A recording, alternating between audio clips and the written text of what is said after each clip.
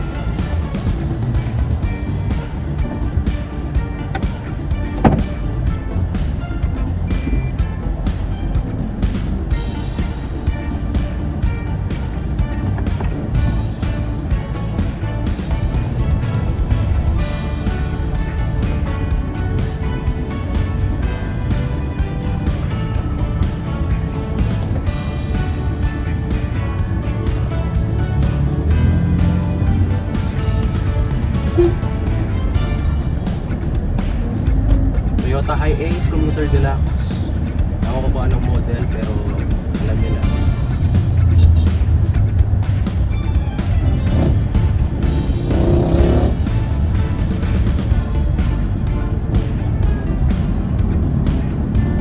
Pinaka-best technique pagka ganitong traffic kung babagal pa rin yung clutch. Kasi may mga problema daw na lumabas sa Toyota na Deluxe daw tsaka GL pare-pareho ang issue sa clutch. So pagka hindi gumagalaw, neutral lang. Kasi wala namang mawawala kung susundan natin. Pag gumalaw, kamag-kamag.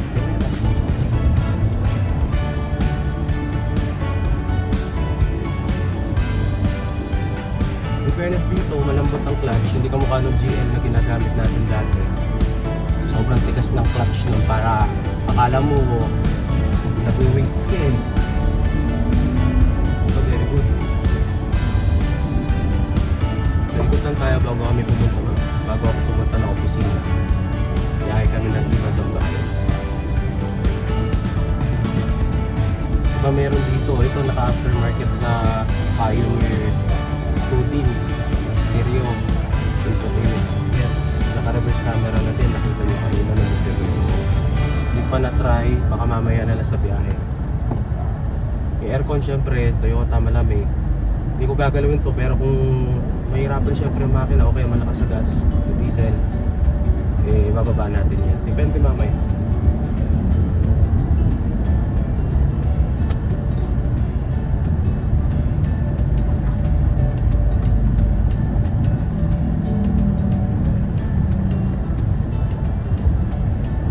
So hindi to first time, hindi lang na-vlog yung mga dating biyahe natin na pagdadrive ko ng Commuter Deluxe. Pero mas marami pa rin yung GL eh. Simple siya, walang pinagkaiba yung takbo sa GL. Kasi same engine, same specs, 6-speed manual. Same lang halos yung interior, may kulay lang talaga. Tapos yung ito 15-seaters, naka-power mirror na rin, tsaka window syempre. Ramdam mo yung lapad niya, oo. Pero goods lang.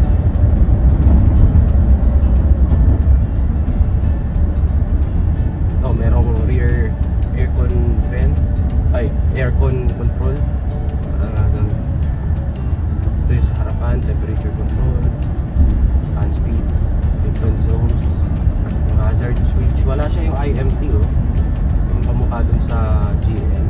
Maraming wala siya dito eh. Not sure with the traction control kung meron siya, pero parang wala, no? I don't know.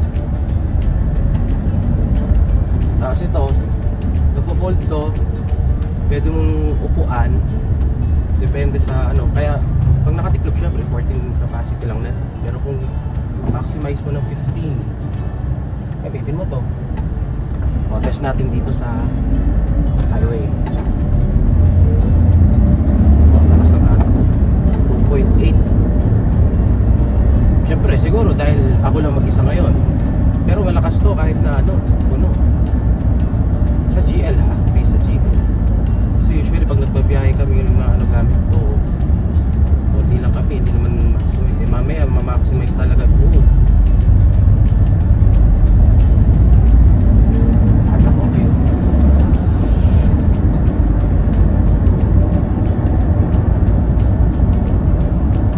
Yung busina, lalaki-laki ng sasakyan tapos ganun lang kahinaw. Busina ng Vios, stock Vios. Yung sa GL, yun ang dalawa. Yung typical na Toyota horn, Denso. Ito isang piraso lang talaga.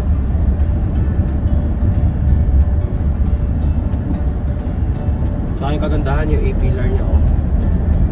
Kaya mas maganda yung visibility ng driver.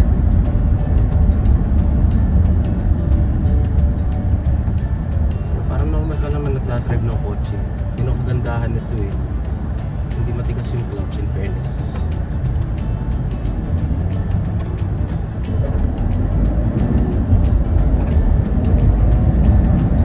Na technique, itaw agad sa clutch.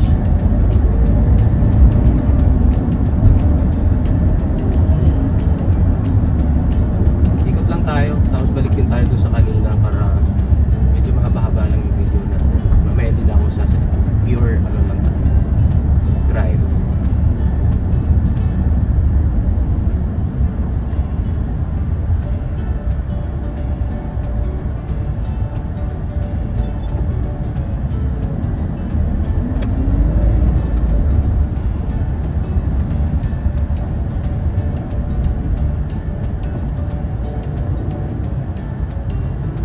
Siyempre sa singitan, huwag nyo i-expect na madali siya dahil malapad ko sa sakyan eh. Pero okay lang. Pero mas, dahil siguro dahil bago, mas komportable siya compared dun sa walang uso na GL o kaya yung computer na di content. Kaya ako nagtataka kayo bakit wala akong vlog ng hindi content na commuter. Mahirap lagyan ng camera dun sa upuan kasi isang para siyang one piece lang na gano'n, wala siyang singitan dun sa ano, headrest niya. Pero nakagawa ako ng video, dala ako ng tripod, tapos improvise. Try nating upload sa susunod.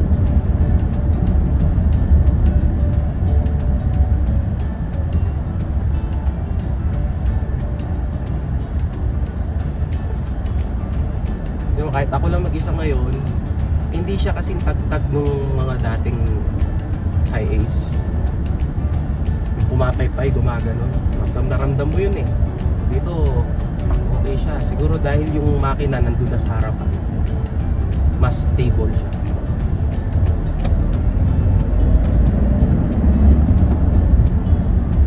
Overtaking, very good sa overtaking tumatak. Kaya wala kang problema. Sa akyatan, malakas.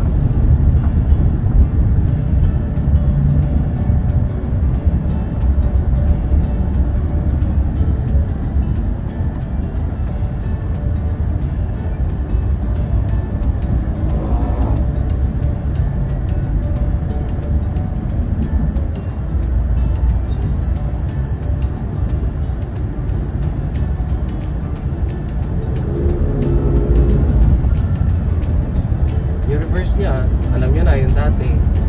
Ito, may parang lever dito. Gagalaw ito mismo shift to. Tapos papasok ko siya kung saan yung pwesto ng Primera. Yung sa Montero naman, Doon ako natawa kasi hindi ko na pinakita na doon sa i-upload nating video. Hinahanap ko yung ganyan kasi first time ko lang din mag-drive ng Montero. 6-speed din na manual. Yung Primera niya, ganun din ang pwesto. I mean yung reverse, ganun din ang pwesto. Pero hindi ko mahanap yung reverse. So pinabalik ko yung pinagrentahan namin. Tinanong ko, nakakahiya kung tutuusin. Pero okay lang. Dahil part of naman yan, learning. Yun pala, tinutulak pababa. Yung mismong cambio, pababa.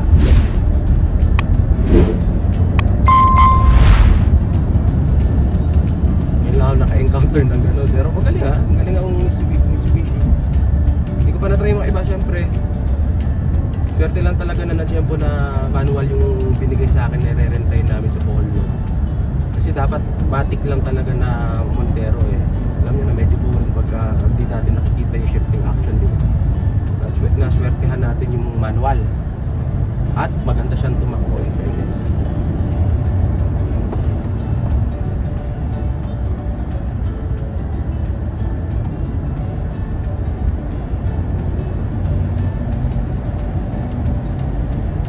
May part na nakakustomize yung mga nito, nakalagyan ng headrest.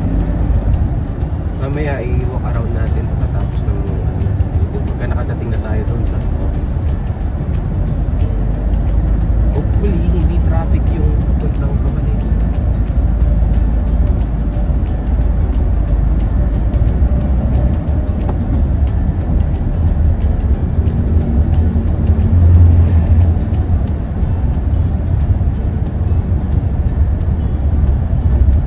Time check 9:47 AM Saturday.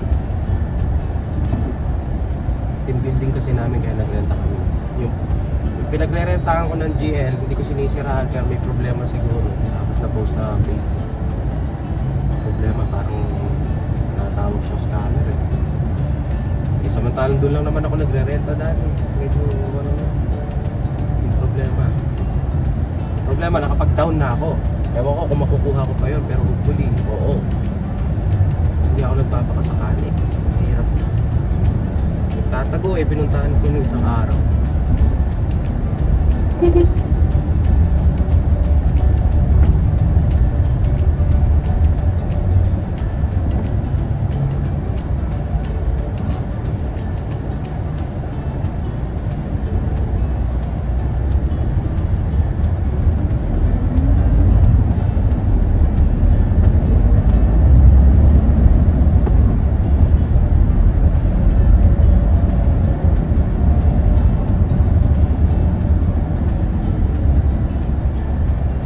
Not really sure, ayan nakikita niyo itong dating GL Grandia, not really sure kung same o mas malapad itong ganitong look na high ace. Kasi feel ko mas malapad itong bago compared doon.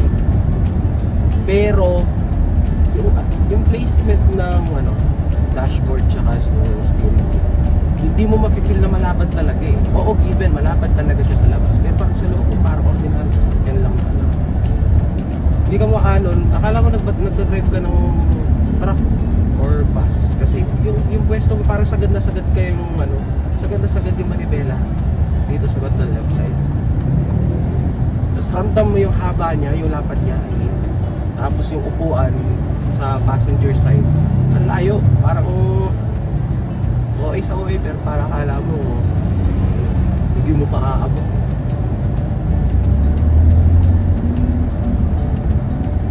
Kaya ang kagandahan nito, commuter deluxe, na siya, diba? Tapos sabi ko lang, power window na siya. Kasi kung maano-mano to, ang layo-layo, aabutin mo na gano'n. Tapos yung power folding din yung side mirror niya.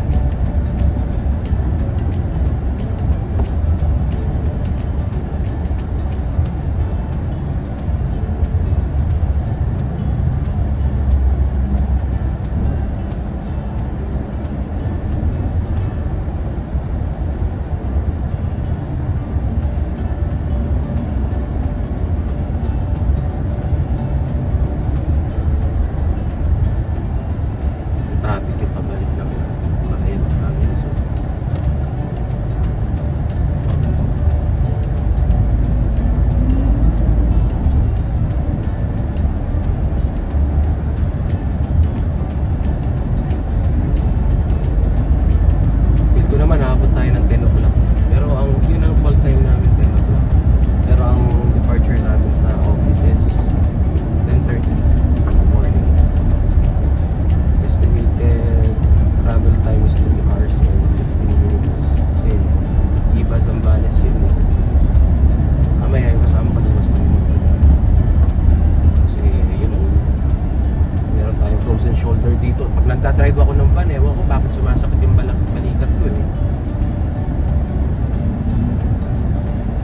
Mas siguro ito hindi dahil malambot yung manibela ng mga bago eh. Yung mga dati kasi lagi yung luma yung mga manibela.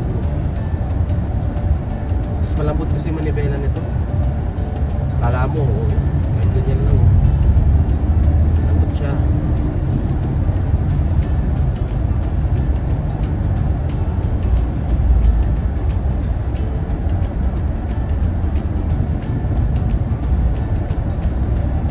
Driving lang tayo, wala tayong magagawa. Hindi naman tayo pwedeng marurot dito dahil masikip yung daan tsaka matraffic din. Partida, Saturday ngayon, dapat maluwag yung daan.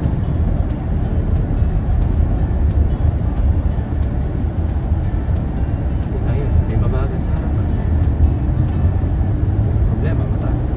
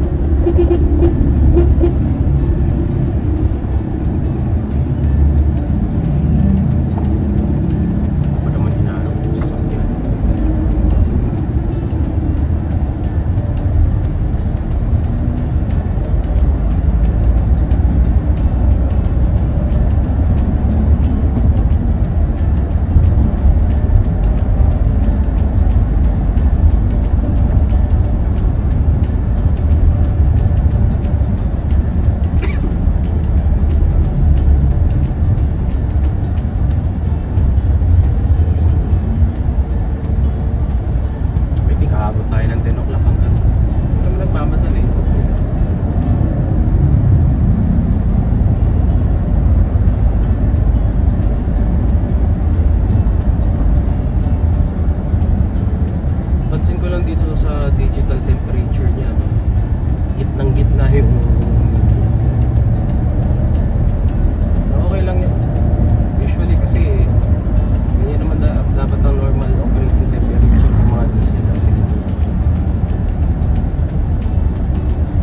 mas malakas siyang humatak pagka nasa optimal temperature siya.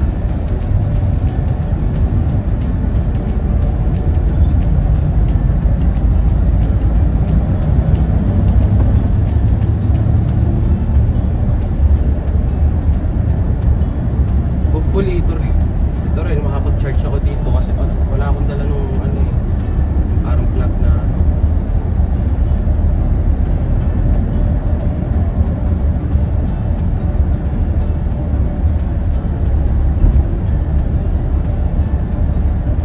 Ang problema ko lang dito talaga sa mga ganitong model, yung handbrake niya mababa oh.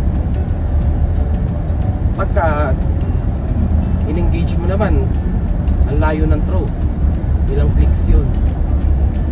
So siguro hindi advisable na 2 clicks, 3 clicks lang yung ano niya. Masyado mababa.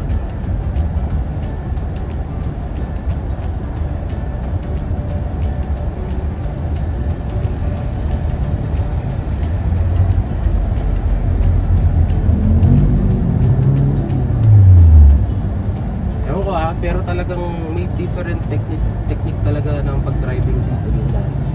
Kasi nga may thread na may problema daw yung I don't know, pero hindi naman rin i-recall ni Toyota, hindi nila inamin siguro na may issue talaga yung clutch na ito. Hindi ko mukha ng mga luma, titipay ng mga luma eh. Mabuti na yung nakikinig dun sa mga sa thread sa Facebook kasi mahirap yung matirikan ka sa biyahe. Lalo na yung mga ganito, pambiyahe naman talaga, hindi lang naman pa city driving. O paano kung tumirik ka sa akyatan, problema din.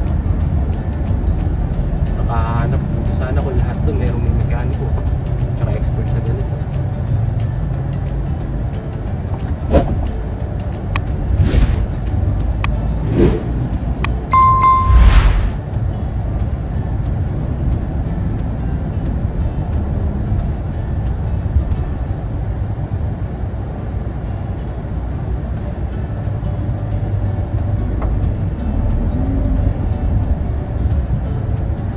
Ramdam niyo yung hatak eh. May mera pa lang mararamdaman mo na ano eh. Gumaganon ka. Ay, putang to. Dikit niya.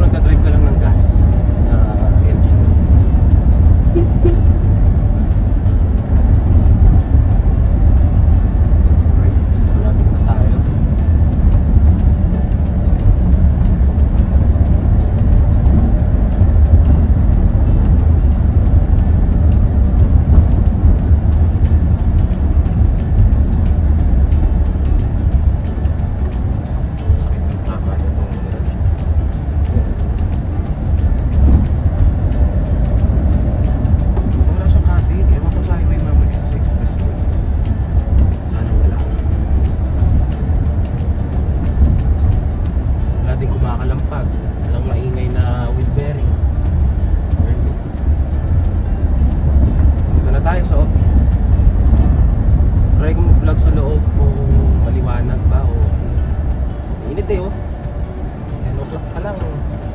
Tirik na yung araw.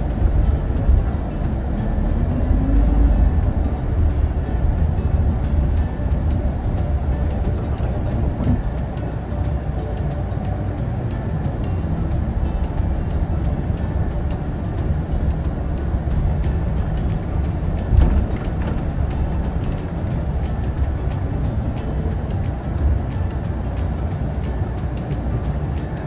Bago si Kuya dahil masyadong malapad. Kasi may parking dito eh.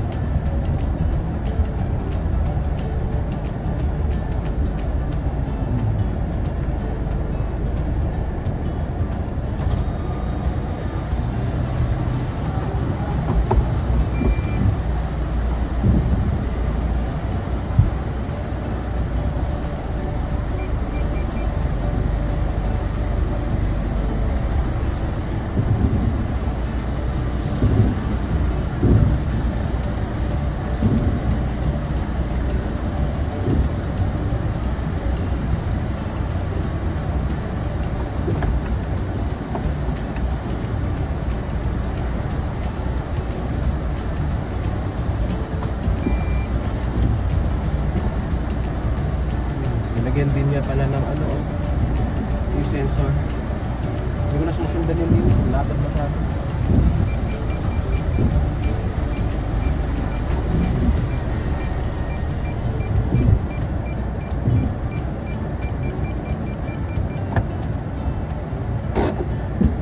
No, typically pag van, hinahanap ko pa rin yung gano'n yung sa mga luma.